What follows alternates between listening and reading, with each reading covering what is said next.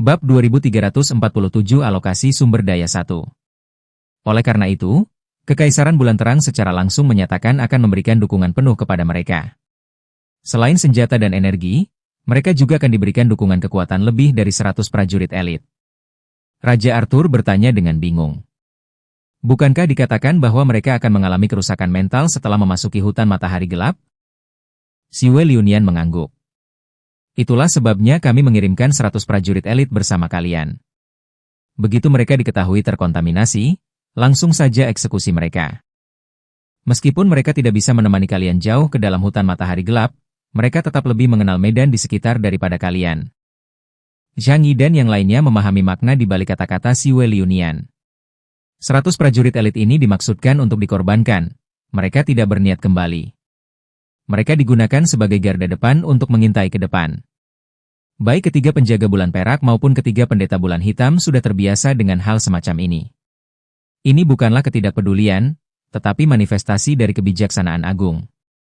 Sebab ketika kecerdasan makhluk beradab berkembang sampai pada taraf tertentu, lambat laun mereka akan kehilangan emosinya dan mengutamakan efisiensi yang maksimal.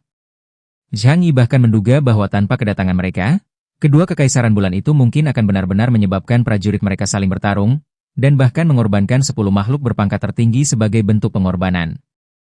Dengan pernyataan dari Kekaisaran Bulan Terang, Kekaisaran Bulan Gelap tentu saja tidak bisa terlalu pelit. Jadi mereka juga mengirimkan 100 prajurit bayangan, yang membekali mereka dengan senjata dan energi yang sebanding dengan para prajurit yang dimiliki Kekaisaran Bulan Bercahaya. Zhang Yi telah mengumpulkan sejumlah besar perbekalan sendirian. Yang lainnya tampak sangat iri, tetapi mereka hanya bisa patuh menunggu Zhang Yi menugaskan peran mereka. Lagi pula, wajah yang diberikan orang bulan kepada mereka sebenarnya adalah untuk Zhang Yi dan Ling. Siwe Liunian juga secara khusus berkata kepada Zhang Yi. Sebelumnya, aku bersikap kurang ramah padamu. Semoga kita bisa mengobrol lebih banyak lagi ke depannya. Ketika Zhang Yi melihat mata mereka semua tertuju pada Ling, dia tahu alasannya. Dia mengangguk setuju, tetapi menambahkan bahwa hal itu harus menunggu sampai mereka menyelesaikan masalah internal mereka. Namun, sebelum pergi, pendeta ketiga mengingatkan Zhang Yi. Kuharap kau menepati janjimu dan pergi ke hutan matahari gelap untuk menemukan benih api. Karena mulai hari ini, kami akan menyegel seluruh bulan, dan kalian tidak akan bisa melarikan diri sampai kau menyelesaikan misimu. Dia khawatir Zhang Yi akan mengambil keuntungan dan melarikan diri. Zhang Yi menatapnya tanpa berkata apa-apa. Anda memiliki pandangan yang tajam terhadap orang lain. Zhang Yi memang berencana untuk mengintai hutan matahari gelap terlebih dahulu, dan jika dia mendapati keadaan tidak berjalan baik, dia bermaksud untuk melarikan diri. Bagaimanapun juga, menyelamatkan nyawa sendiri adalah hal yang paling penting. Namun saat ini, jalan itu akan terhalang. Konyol. Aku menjalani hidup yang kacau dan tak pernah mengkompromikan prinsipku. Zhang Yi berkata dengan acuh tak acuh, lalu melambaikan tangannya dan melangkah pergi. Indra dan yang lainnya segera mengikuti di belakang Zhang Yi. 6 penguasa tertinggi kedua kekaisaran itu saling berpandangan, dan karena sudah berselisih satu sama lain, mereka tidak dapat berkata apa-apa lagi dan pergi satu demi satu. Namun dalam perjalanan pulang, Xuan Yu Fei Ming merendahkan suaranya dan berkata kepada pendeta ketiga. Ming Yu Xing, apakah kau membunuh Si Yuyan? Pendeta ketiga menoleh dan menatapnya dengan ekspresi terkejut, bayangan di wajahnya berputar-putar seperti pusaran. Kau gila? Kenapa kau bisa berpikiran begitu? Kenapa aku harus membunuh bulan gerhana? Xuan Yu Fei Ming berkata. Lebih baik tidak seperti itu. Karena di antara kita, ada orang-orang yang mampu membunuhnya dengan cepat. Dia berhenti di tengah kalimatnya, tetapi pendeta keempat, Bulan Mimpi Buruk, mendengar semua yang dia katakan dengan sangat jelas. Dia melirik pendeta ketiga, lalu pendeta keenam, matanya dipenuhi kecurigaan. Pada titik ini, mereka juga mulai meragukan satu sama lain. Sekarang ada 3 faksi di bulan. Kemungkinan penduduk bumi mengambil tindakan memang ada, tetapi mereka mungkin tidak cukup mampu, dan mereka juga tidak cukup bodoh untuk melawan Kekaisaran Bulan Gelap yang kuat di wilayah yang bukan milik mereka. Kekaisaran Bulan Terang memiliki kemampuan untuk melakukan ini, tetapi mereka akan kesulitan untuk menerobos berbagai blokade Kekaisaran Bulan Gelap. Jika salah satu dari ketiga orang yang hadir ini memang pembunuhnya, apa motifnya? Dengan banyak misteri yang menyelimuti mereka, ketiga pendeta bulan hitam menaiki kapal induk masing-masing dan berangkat secara terpisah. Zhang Yi dan yang lainnya kembali ke Dreamer, tempat Vatikan dan kelompok dari Kolombia juga berkumpul. Lebih dari 70% pusat kekuatan manusia tingkat atas dan kedua di seluruh planet bumi berkumpul di sini. Mereka yang menunggu di tempat menghela napas lega ketika melihat pasukan Kekaisaran Bulan Gelap mundur. Setelah melihat Zhang Yi dan yang lainnya kembali, mereka segera maju untuk menanyakan apa yang telah terjadi. Zhang Yi menjelaskan situasinya kepada mereka, dan semua orang menghela napas lega, tetapi mereka juga sedikit gelisah. Hutan matahari gelap begitu berbahaya sehingga bahkan orang-orang bulan yang kuat itu pun tidak berani pergi ke sana. Dalam pikiran Zhang Yi, dunia spiritual Mamon dan alam hantu yang tak terkalahkan muncul. Ia berkata dengan suara berat. Saat ini, kita tidak punya pilihan lain. Bergabung dengan para orang bulan untuk menemukan api dan menstabilkan segel adalah satu-satunya hal yang bisa kita lakukan. Raja Arthur berjalan mendekat dan berkata kepada Zhang Yi. Sebelum itu, mari kita ambil sumber daya yang diberikan orang-orang bulan kepada kita dan mendistribusikannya. Ketika sumber daya manusia bulan disebutkan, semua orang menjadi tampak iri. Bangsa bulan memiliki teknologi tingkat tinggi, dan para penjaga bulan perak dan pendeta bulan hitam mereka bahkan lebih mengerikan kekuatannya. Barang-barang yang mereka bawa pasti memiliki kualitas yang sangat tinggi. Zhang Yi membuka gerbang dimensi, mengeluarkan sejumlah besar senjata orang bulan, dan menumpuknya di dek Dreamer. Senjata dan perlengkapan berteknologi tinggi semuanya tersedia. Ini benar-benar di luar tingkat peradaban dunia manusia saat ini. Akan tetapi, hal ini tidak banyak membantu para manusia super setingkat uskup yang hadir. Benjamin Morgan mengerutkan kening, menatap Zhang Yi, dan berkata tajam. Hanya itu? Tuan Keyes, Anda seharusnya tidak menyembunyikan sesuatu di saat seperti ini. Zhang Yi berbalik dan menatap Morgan, senyum tersungging di bibirnya. Di antara sumber daya yang disediakan oleh orang bulan, terdapat pula banyak entitas energi. Mata semua orang langsung berbinar. Bagi mereka yang memiliki kemampuan supernatural, satu-satunya cara untuk menjadi lebih kuat adalah dengan menyerap berbagai tubuh energi yang mengandung pecahan eter. Hanya beberapa tipe khusus pengguna kemampuan yang dapat berevolusi dengan mengonsumsi zat khusus, seperti kelabang bumi, atau pengguna kemampuan tipe binatang yang dapat berevolusi dengan mengonsumsi daging dan darah makhluk lain. Namun, saya tidak berencana membagikan barang-barang ini kepada kalian untuk saat ini. Zhang Yi berkata dengan tenang. Saat kata-kata itu diucapkan, suasana di dek menjadi tegang. Semua orang memandang Zhang Yi dengan campuran keseriusan dan ketidakpuasan. Kau ingin menyimpan semuanya untuk dirimu sendiri? Morgan meluruskan seragam tempurnya, mengerutkan kening, dan kilatan dingin muncul di matanya. Di saat seperti ini, kau masih saja egois. Sangat kelewat batas. Dari gereja Junzeng, ksatria Templar di pihak kepausan, Pastor Orion juga merogoh ikat pinggangnya dan menghunus pedang tombak perak, berjalan mendekat dengan ekspresi marah. Keinginan yang tamak dapat merusak hati seseorang, dan akhirnya membakarnya. Keyes, tindakanmu tidak bisa diterima. Bab 2348 Alokasi Sumber Daya 2. Meski mendapat tatapan marah dari kerumunan, Zhang Yi tetap tampak tenang. Tenang saja, saya tidak akan menyimpan sumber daya ini untuk diri saya sendiri. Namun, saya harus mempertimbangkan satu syarat. Seberapa besar upaya yang akan kalian curahkan untuk operasi selanjutnya? Tatapannya yang geli menyapu semua orang. Membagikannya sekarang? Lalu atas dasar apa pembagiannya? Mendengar hal ini, semua orang saling berpandangan. Benar, semua orang ingin mengalokasikan sumber daya, tetapi siapa yang mendapat lebih banyak dan siapa yang mendapat lebih sedikit adalah masalah lain. Dan bagaimana jika Anda mengambil sumber daya tetapi tidak berkontribusi ketika saatnya tiba? Benjamin Morgan berkata dengan tenang. Tetapi meskipun begitu, jika kau sudah memegang kendali atas segalanya, bagaimana kami bisa menjamin kau tidak akan menyimpan apapun untuk dirimu sendiri? Tidak perlu jaminan. Saya bilang akan didistribusikan secara adil dan sesuai konstribusi. Apakah kalian keberatan dengan hal itu? Zhang Yi menatap Morgan, matanya dipenuhi dengan sedikit ketidakpedulian. Di dunia manusia, dia praktis tak terkalahkan. Kalau dia tidak lagi membutuhkan orang-orang ini, dia tidak akan repot-repot berdebat dengan mereka di sini. Orang-orang ini, apa mereka benar-benar merasa punya hak untuk bernegosiasi dengannya? Itu konyol sekali. Mata Morgan menyipit, dan dia ingin membalas. Tetapi ketika dia memikirkan berita bahwa Kekaisaran Wuluan telah dihancurkan oleh pasukan Zhang Yi, dia ragu-ragu. Kolombia memang kuat, tetapi mereka tidak yakin bisa melampaui Kekaisaran Wuluan. Zhang Yi memandang semua orang dan berkata acuh tak acuh. Sumber daya ini akan berada di tangan saya untuk saat ini. Setelah operasi selesai, saya akan mendistribusikannya sesuai dengan kontribusi semua orang. Siapa yang setuju? Dan siapa yang tidak setuju? Ketegasan Zhang Yi tidak menyenangkan banyak orang, tetapi orang bijak tahu mereka seharusnya tidak melangkah maju untuk menentangnya saat ini. Namun, beberapa orang terlalu gegabah untuk mengakui takdir mereka. Odin, raja para dewa Nordik, telah berkonflik dengan Zhang Yi pada saat di mata iblis. Saat itu juga, dia melontarkan pertanyaan. Saya keberatan. Kita semua bekerja keras untuk bumi, jadi kenapa kau yang harus mendapatkan semua manfaatnya?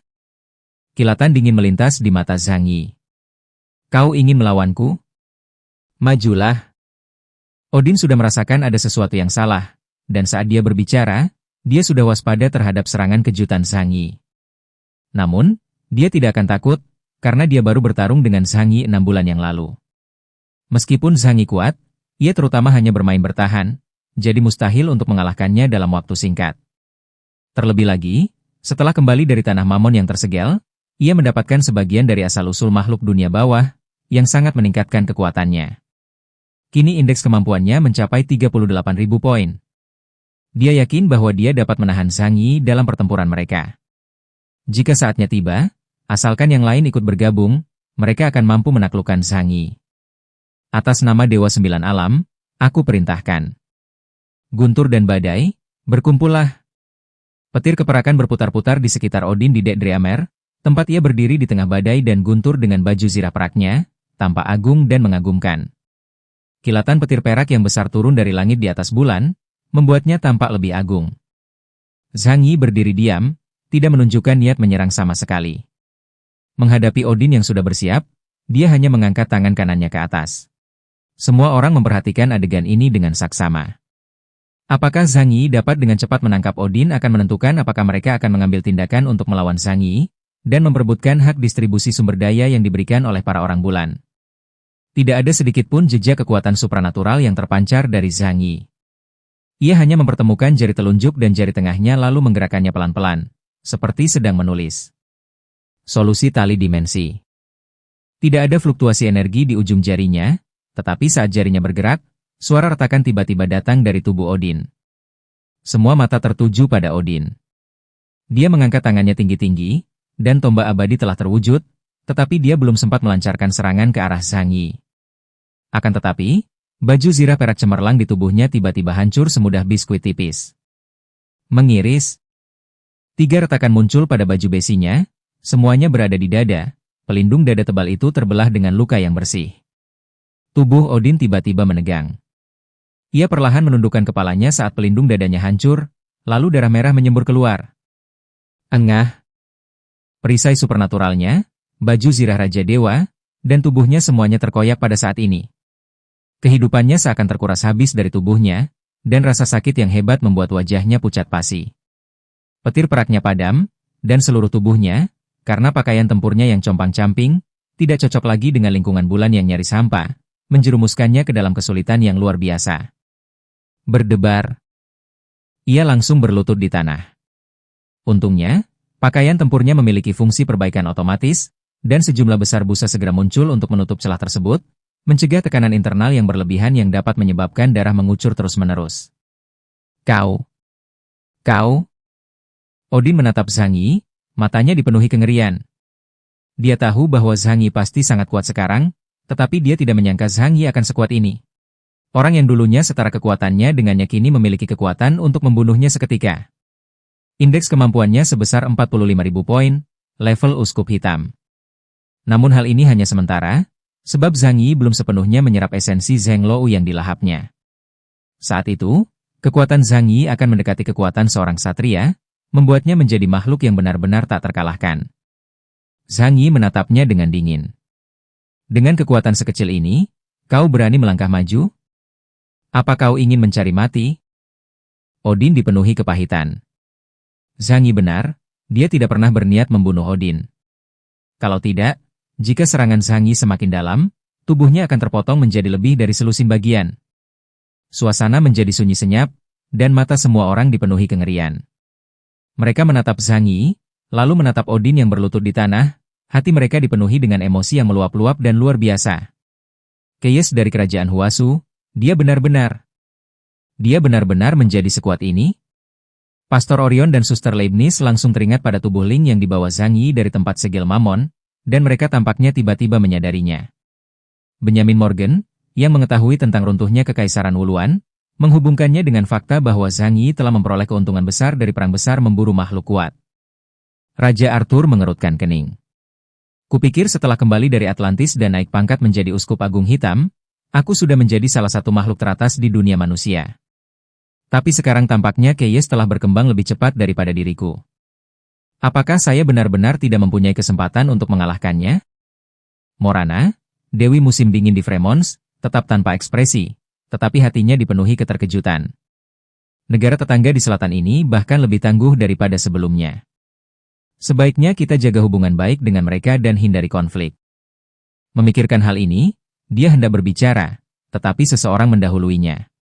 Sambil menangkupkan kedua tangannya dan tersenyum, Indra berkata, "Saya sangat menyetujui karakter dan kekuatan Tuan Keyes, jadi saya akan mendukung caranya dalam mengalokasikan sumber daya."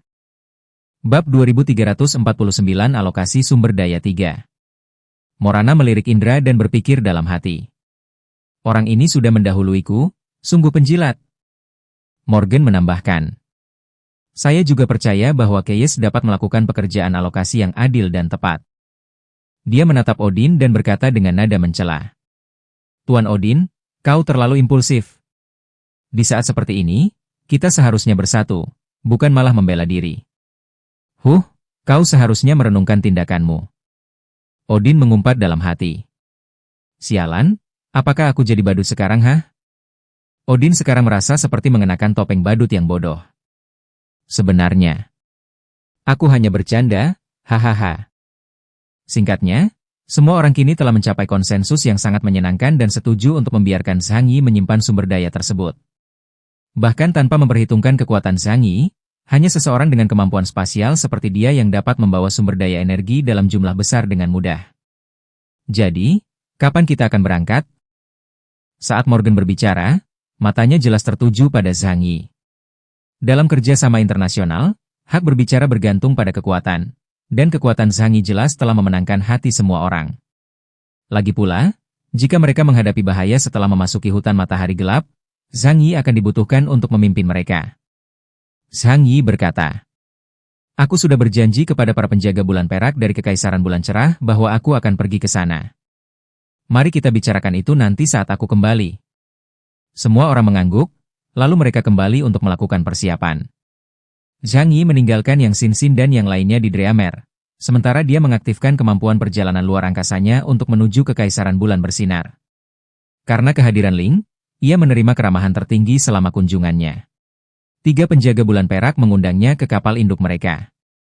Begitu ia naik, mereka dengan antusias bertanya tentang bagaimana Zhang Yi mendapatkan wujud manusia Ling. Siwe Liunian berkata, "Klan Yihen adalah ras terkuat dan terhebat yang pernah ada di alam semesta. Jika mereka tidak menginginkannya, tak akan ada jejak mereka yang tersisa di dunia material. Jadi, fakta bahwa kau berhasil mendapatkan wujud manusia yang mulia Ling berarti kau mendapatkan persetujuannya. Bisakah kau ceritakan apa yang terjadi?" Zhang Yi berpikir sejenak dan kemudian memberikan penjelasan umum tentang apa yang terjadi di Istana Tianyu. Setelah mendengar ini, ketiga penjaga bulan perak menatap Zhang Yi dengan rasa ingin tahu yang lebih besar. "Apakah kau telah mengalami baptisan samudra spiritual klan Yihen? Ini adalah pengakuan terbesar yang dapat diberikan klan Yihen kepada Anda, bahkan." Penjaga bulan perak ketiga, mahkota ketenangan, berhenti sejenak, bertukar pandang dengan 2 penjaga bulan perak lainnya, lalu berbicara kepada Zhang Yi. "Yang mulia telah membuka gerbang menuju alam para dewa." Zhang Yi merenung sejenak, lalu bertanya balik. "Apa maksudmu dengan gerbang menuju alam dewa?" Siwe Liunian menjelaskan. "Kekuatan spiritual mulah yang dapat mencapai tingkat yang sama dengan Nona Ling." Zhang Yi tiba-tiba menyadari, inikah yang manusia sebut alam Omega?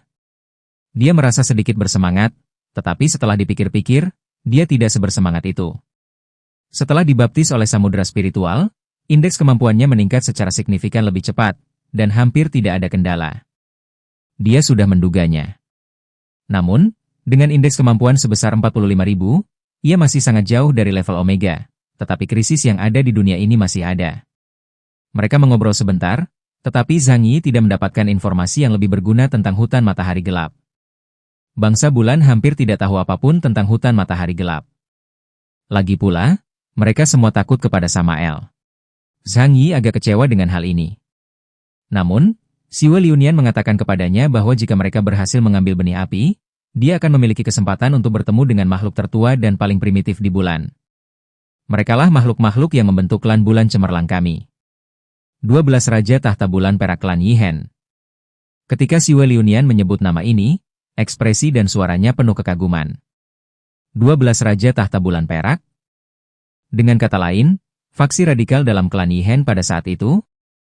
Zhang Yi dipenuhi dengan rasa ingin tahu.